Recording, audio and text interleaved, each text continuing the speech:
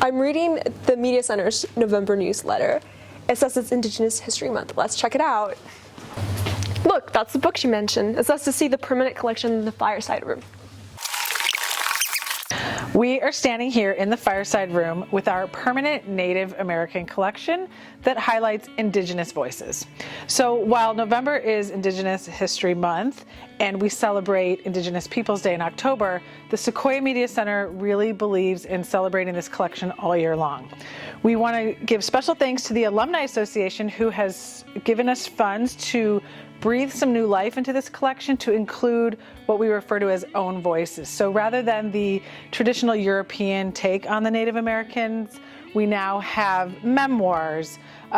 We have some fiction selections with protagonists and some Indigenous joy. We have this featured Joy Harjo selection, who is a poet laureate, poet warrior, so that you can find a way to start your interest in this genre.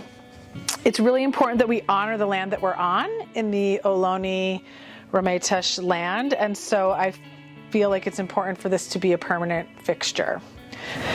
You might also wonder, why are there children's books? And that's also to remind folks that we have all types of readers here at Sequoia, and it sometimes takes different formats for us to get excited about a topic or theme. So if you don't feel ready to take on a full research project, you can start with a short story and see how the youth of today are learning about Indigenous people that might be different from how we experienced them growing up.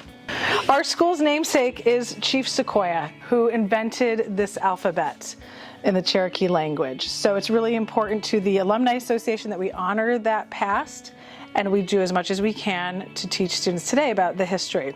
You can find more on the Media Center Summer Literacy Collection, where we have a whole collection about Chief Sequoia. We have some artifacts from the Smithsonian, so you can look into that. One thing I learned about Indigenous Heritage Month is that we get to celebrate about the natives and who have lived here for many centuries, and by celebrating it, it gives their memories to more generations.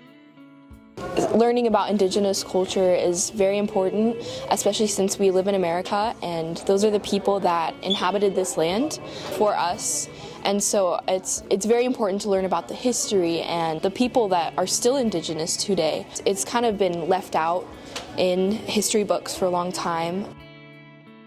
I believe the name Sequoia is taken not from the tree, but instead refers to a Cherokee leader by the name of Sequoia, who, among other things, is famous for writing down the Cherokee language in alphabetic form.